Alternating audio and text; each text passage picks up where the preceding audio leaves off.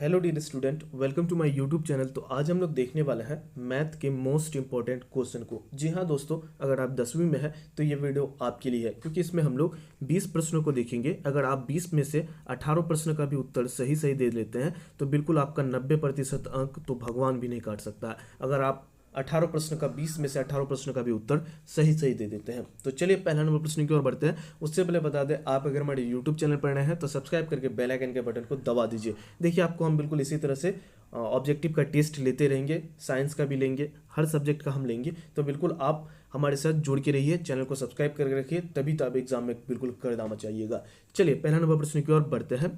पहला नंबर प्रश्न में कहा है 140 का अभाज्य गुणनखंड के गुणनफल के रूप में लिखा जा सकता है। तो ऑप्शन नंबर ए होगा इसका सही उत्तर, या ऑप्शन नंबर बी होगा, ऑप्शन नंबर सी होगा, या ऑप्शन नंबर डी होगा। ये तो हल करने पर ही पता चलेगा। देखिए, ऐसे ऐसे स्टूडेंट भी है जो हमसे पहले भी हल कर लेते हैं। चलिए सबसे पहले क्या करते हैं हम लोग, 140 का हम लोग क्या करेंगे, एलसीएम लेंगे। तो 2 से भगा देंगे इसको तो 70 आएगा। फिर उसके बाद 2 से भगा देंगे तो आएगा 35 आएगा। उसके बाद 2 से ना कटेगा, ना ही 3 से कटेगा। अब किससे कटेगा, 5 से कटेगा तो 7 आएगा। तो आ गया 2 गुना 2 गुना 5 और गुना 7। ये आया। ये कौन सा ऑप्शन में मैच कर रहा है, तो ऑप्शन नंबर ए मैच कर रहा है सर। तो ऑप्शन नंबर ए जो है इसका बिल्कुल सही उत्तर हो जाएगा। चलिए इसी तरह से बिल्कुल सभी प्रश्नों को हम लोग देखेंगे। बिल्कुल आप लोग गर्दा मचाने वाले हैं, सभी लोग हीरा हैं आप लोग। चलिए दूसरा नंबर प्रश्न की ओर बढ़ते हैं। कह रहा है एचसीएफ है 510 92 का जो एचसीएफ है वो 2 है और एलसीएम पूछा है। तो देखिए, पहली संख्या और दूसरी संख्या आपको दिया गया है। पहली संख्या 510 है, उसके बाद दूसरी संख्या आपके पास 92 है, और एचसीएफ क्या दिया गया है, एचसीएफ आपके दिया गया है 2। तो पूछ रहा है एलसीएम। तो एलसीएम बराबर होता है पहली संख्या गुना दूसरी संख्या बटे एचसीएफ। तो पहली संख्या क्या है 510 और दूसरी संख्या है 92, और एचसीएफ बराबर है 2। इसके बाद इसको कटा लेंगे, 46 आएगा। इसको अगर गुना कर लीजिएगा, 510 गुना 46 कीजिएगा तो आएगा 23,460। ऑप्शन नंबर ए जो है इसका बिल्कुल सही उत्तर हो जाएगा। देखिए, आप लोग एक बार गुना कर लीजिएगा अपने से, हम यहाँ पे थोड़ा स्पीड में बता देते हैं। चलिए तीसरा नंबर प्रश्न की ओर बढ़ते हैं। तीसरा नंबर प्रश्न में कराया, यदि बहुपद x² minus 9x plus a के शून्य का गुणनफल जो है वो 8 है, तब शून्यक होंगे। तो सबसे पहले हम लोग के पास क्या क्या डाटा दिया गया है वो देख लेते हैं। x दिया है, मतलब a बराबर हो जाएगा आपका 1, उसके बाद b बराबर हो जाएगा -9, उसके बाद c बराबर हो जाएगा a हो जाएगा। c बराबर क्या होगा, c बराबर होगा a। और हम लोग को क्या दिया गया है, अल्फा इंटू बीटा बराबर क्या दिया गया है, 8 दिया गया है। और हम लोग जानते हैं अल्फा इंटू बीटा बराबर होता है c/a। क्या होता है, c/a बराबर क्या हो जाएगा, 8 हो जाएगा। c के जगह पे क्या है, सबसे पहले हम लोग मान को बैठा देते हैं। c के जगह पे है a, और a के जगह पे क्या है, 1 है, तो बराबर 8 हो गया। तो 1 उधर चले गया, 8 से गुना हो गया, तो a बराबर क्या हो जाएगा, 8 हो जाएगा। तो अब हम लोग के पास समीकरण क्या बन जाएगा, a के जगह पे क्या बैठाना, हम लोग को 8 बैठाना है। तो हम लोग के पास समीकरण आ जाएगा x² माइनस 9x प्लस 8 हो जाएगा। इसका अब हम लोग को खंड करके जो है इसके शून्य का पता करना है। तो सबसे पहले क्या है, समीकरण हम लोग के पास आ गया निकल करके, x² minus 9x plus a। ठीक है, ये हम लोग के पास समीकरण a के जगह पे क्या आ गया था, 8 आ गया था। सॉरी, a के जगह पे 8 आ गया था। अब हम लोग को इसका समीकरण को तोड़ना होगा। तो x² माइनस 9 को खंड करना है हम लोग को क्या, ठीक है। तो 9x माइनस 8x प्लस 8, ये हो गया। माइनस माइनस यहाँ पे 9x हो जाएगा ना, एक x और इधर 8x, तो 9x हो जाएगा। अब हम लोग को कॉमन ले लेना है, x कॉमन ले लिए तो x माइनस 1 हो गया, और दूसरा तरफ कॉमन लिए अगर तो 8, ठीक है, कॉमन ले लिए x अब -1, तब ना माइनस माइनस होगा +1, ये +1 हो 8 होगा। तो ये आ गया। तो हम लोग के पास कॉमन आ गया x -1, और दूसरा चीज़ आ गया x -8 आ गया। तो इसको अगर x बराबर 0 कर दीजिएगा उधर, इसका अगर कर दीजिएगा तो एक का 1 आ जाएगा और एक का 8 आ जाएगा। तो ऑप्शन नंबर डी अगर देखिएगा तो बिल्कुल इसका सही उत्तर। बिल्कुल आपको हम खोल के सभी चीज़ों को दिखा दिए।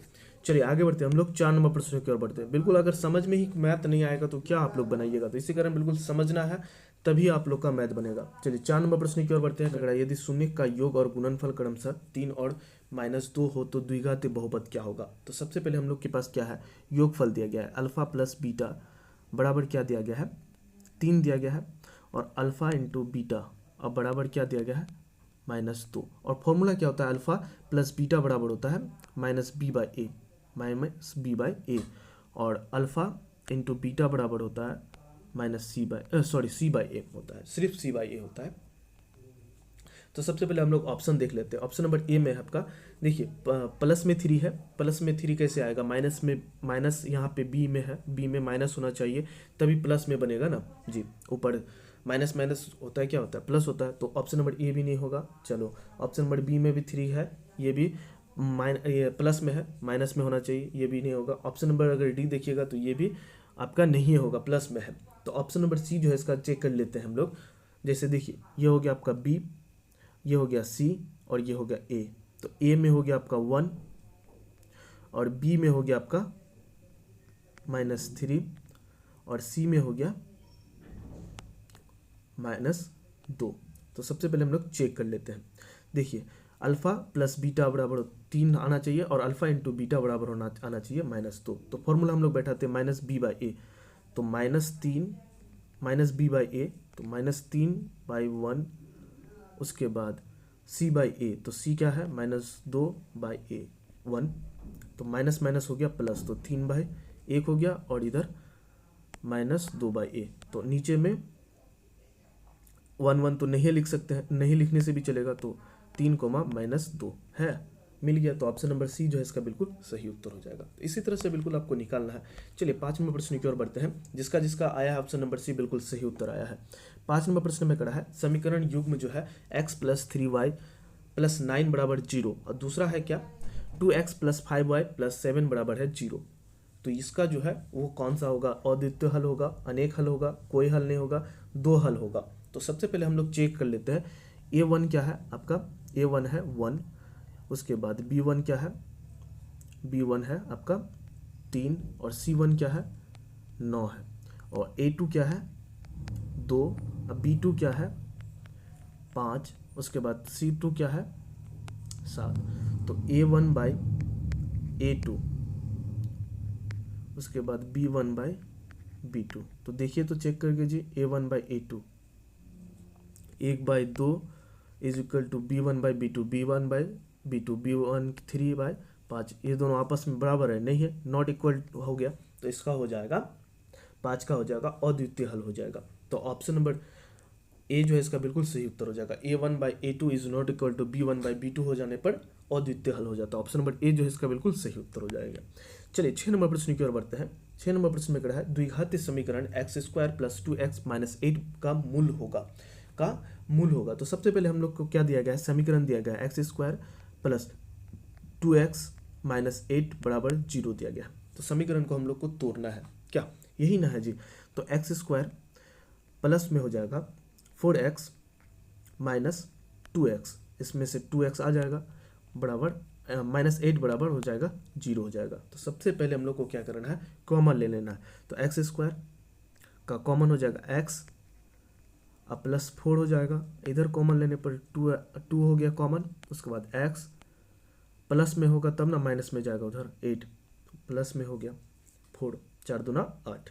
तो ये कॉमन x + 4 एक कॉमन हो गया और x - 2 एक कॉमन हो गया, बराबर क्या है 0। तो x + 4 बराबर 0, तो x बराबर हो जाएगा -4 और इधर आ गया आपका x - 2 बराबर, अगर 0 कर देते हैं तो x बराबर आ जाएगा 2, तो -4, 2 हो जाएगा। तो ऑप्शन अगर देखिएगा ऑप्शन नंबर बी जो है इसका बिल्कुल सही उत्तर हो जाएगा। जिसका जिसका बिल्कुल बी आया है एकदम आप लोग एग्जाम में गर्दा मचाने वाले हो।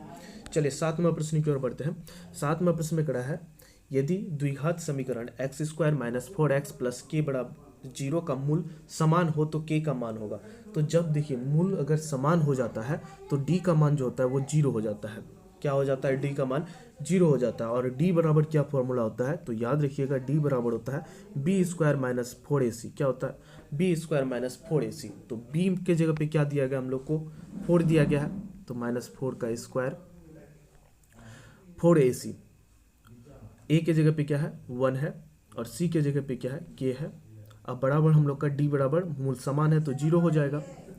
उसके बाद हम लोग आगे हल करते हैं। तो 4 चौक 16, 4 का स्क्वायर 16 - 4k बराबर हो गया 0। तो उस पार हो गया 16 बराबर 4k, तो 4k बराबर हो गया 16, तो k बराबर हो गया 4। ऑप्शन नंबर अगर आप सी देखेंगे तो इसका बिल्कुल सही उत्तर। जिसने जिसने सही किया है बिल्कुल कमेंट पे बोलिए अपना नाम। चलिए आगे बढ़ते हैं हम लोग 8 नंबर प्रश्न की ओर बढ़ते हैं। 8 नंबर प्रश्न में करा है AP 3,7,11 डॉट डॉट का कौन सा पद जो है 31 होगा। कौन सा पद जो है आपको पूछ रहा है 31 होगा। तो n बराबर हो जाएगा वाट, a आपका दिया गया है, a दिया गया है 3। उसके बाद d निकालने के लिए हम लोग क्या करते हैं A2 माइनस A1, तो 7 माइनस 3 बराबर हो जाएगा 4। यहाँ से आपको निकालना है और an आपको दिया गया है, an क्या दिया गया है, an दिया गया है 31। ठीक है, तो an का फॉर्मूला होता है an बराबर होता है a plus n minus 1 into D, और a हम लोग के पास दिया गया है 3 है, अब प्लस n हम लोग के पास नहीं है, n निकालना है n माइनस 1, और d हो जाएगा आपका 4 हो जाएगा। अब बराबर an बराबर क्या दिया गया है 31 दिया गया है। ठीक है, इसको हल कीजिएगा अगर 3 प्लस 4n माइनस 4 बराबर 31। ठीक है, इधर से माइनस 1 बचेगा 3 और माइनस 4 में क्या बचेगा 1, माइनस 1 बचेगा तो 4n बराबर हो जाएगा, उस पार जाएगा तो प्लस में हो जाएगा, तो 31 और 1 32 हो जाएगा। तो n बराबर हो जाएगा 32/4, काटने पर आ जाएगा 8 चौक 32, तो 8वां पद हो जाएगा। ऑप्शन नंबर सी जिसका जिसका बिल्कुल आया है एकदम आप लोग एग्जाम में गर्दा मचाने वाले हैं। चलिए 9 नंबर प्रश्न की ओर बढ़ते हैं। बिल्कुल सभी प्रश्नों को आपको हम हल करके दिखा रहे हैं ताकि आप एग्जाम में कोई कंफ्यूज ना हो सके। चलिए 11 नंबर प्रश्न 9 नंबर प्रश्न की ओर बढ़ते हैं। कर रहा है एपी का nवां पद an है, an बराबर क्या है 4n प्लस 3 है, तो AP का 5वां पद होगा। तो n बराबर हम लोग को पूछ रहा है 5, 5वां पद जो है क्या होगा। an दिया गया है, an क्या दिया गया है 4n प्लस 3, तो n की जगह पे डायरेक्ट आपको 5 बैठा देना है, आप प्लस 3, 4 5 20, आप प्लस 3 बराबर हो गया 23। 23 का है ऑप्शन नंबर सी है, जिसका जिसका आया है बिल्कुल सही उत्तर आया है। चलिए आगे बढ़ते हैं हम लोग 10 नंबर प्रश्न की ओर बढ़ते हैं। 10 नंबर प्रश्न में कहा है समरूप त्रिभुज के संगत कोण होते हैं। तो देखिए समरूप त्रिभुज का जो संगत कोण होता है आपस में बराबर होता है, तो ऑप्शन नंबर ए जो है इसका बिल्कुल सही उत्तर हो जाएगा। चलिए आगे बढ़ते हैं हम लोग 11 नंबर प्रश्न की ओर बढ़ते हैं। 11 नंबर प्रश्न में कहा है दो समरूप त्रिभुज के क्षेत्रफल का अनुपात 64:121 है, इन त्रिभुज के संगत शीर्ष लंब का अनुपात होगा। शीर्ष लंब का आपसे अनुपात पूछा, तो मान के चलिए त्रिभुज ABC समरूप किसके है त्रिभुज PQR। एक मान के चलिए त्रिभुज ABC जो है वो समरूप किसके है PQR के है। तो इसमें हम लोग पढ़े हैं कि AB is equal to AB बटे PQ इज इक्वल टू होता है BC बटे QR और इक्वल टू होता है AC बटे PR। तो ये चीज़ हम लोग पढ़े हैं, आपस में बराबर होगा। तो अब हम लोग को एरिया पता करना होगा। तो एरिया क्या है हम लोग के पास दिया गया है 64 और 121। तो त्रिभुज ABC का एरिया बटे त्रिभुज PQR का एरिया, तो 64 बटे 121 क्या दिया गया है 64 बटे 121। किसका किसका एरिया है ये हो गया आपका त्रिभुज ABC का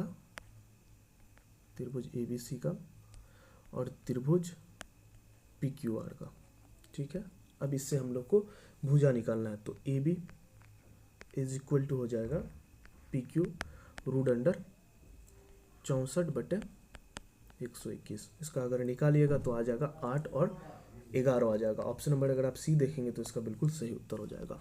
बिल्कुल इसी तरह से आपको हल करना है एग्जाम में, फटाफट से हल करना है, तभी तो आप एग्जाम में बिल्कुल गर्दा मचाइएगा।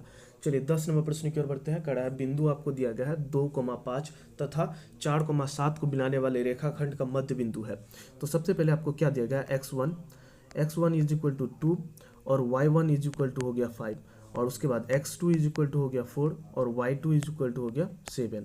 तो हम लोग रेखाखंड को मिलाने वाले मध्य बिंदु को अगर निकालते हैं तो कैसे निकालते हैं x1 प्लस x2 अब बटे 2 हो जाएगा, और y1 अब प्लस y2 अब बटे 2, तो x1 हो गया 2 प्लस 4 बटे 2, और y2 अब प्लस y1 5 अब प्लस 7 बटे 2, तो 4 2 6, और 7 प्लस 5 हो गया 12, तो 6 बटे 2 कॉमा 12 बटे 2, कट के आ जाएगा 3 और 6।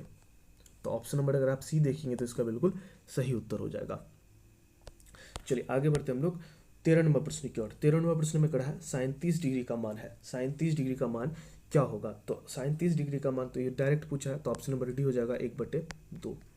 37 डिग्री का मान क्या होता है? 1/2 होता है। उसके बाद हम लोग बढ़ते हैं 14 नंबर प्रश्न की ओर। कड़ा है 10 48 degree into 10 23 degree into 10 42 degree into 10 67 degree का मान होगा। तो सबसे शॉर्ट ट्रिक देख लीजिएगा आप लोग कि चारों का मिला करके देखिए। सबसे पहले जैसे हम मिला रहे हैं 48 और 42 मिल करके 90 हो गया, 23 और 67 मिलके 90 हो गया, तो दोनों का मिलके 90 पुर गया। तो इसका जो मान आएगा वो हमेशा 1 ही आएगा। अगर 90 दो को मिला देने के बाद 90 आ जाता है तो मान जो आएगा हमेशा वो एक ही आएगा। तो ऑप्शन नंबर ए जो है इसका बिल्कुल सही उत्तर हो जाएगा। चलिए बढ़ते हम लोग 15वां प्रश्न की ओर। कड़ा है 6 मीटर ऊंचे एक खंबे की छाया भूमि पर 2√3 मीटर लंबी है। उस समय सूर्य का उन्नयन कोण पूछ रहा है। क्या पूछ रहा है? सूर्य का उन्नयन कोण। मान के चलिए ये फिगर बना दिए, इसका थीटा पूछ रहा है यहाँ पे ना। ये आपका ए हो गया, ये आपका बी हो गया, ये हो गया सी। तो 6 मीटर क्या बोल रहा है? ऊंचा खंबा, तो ये हो गया आपका ऊंचा खंबा। और छाया की जो लंबाई है वो क्या है? 2√3 मीटर है। ठीक है, ये चीज़ हम लोग निकाल ली, ये दिया हुआ है, हम लोग को निकालना है थीटा का मान निकालना है। तो सबसे पहले हम लोग को tan थीटा बराबर होता है, tan थीटा बराबर हो जाएगा 6 बटे, मतलब ए बी बटे बी सी होता है, तो 6 बटे हो जाएगा 2√3 हो जाएगा।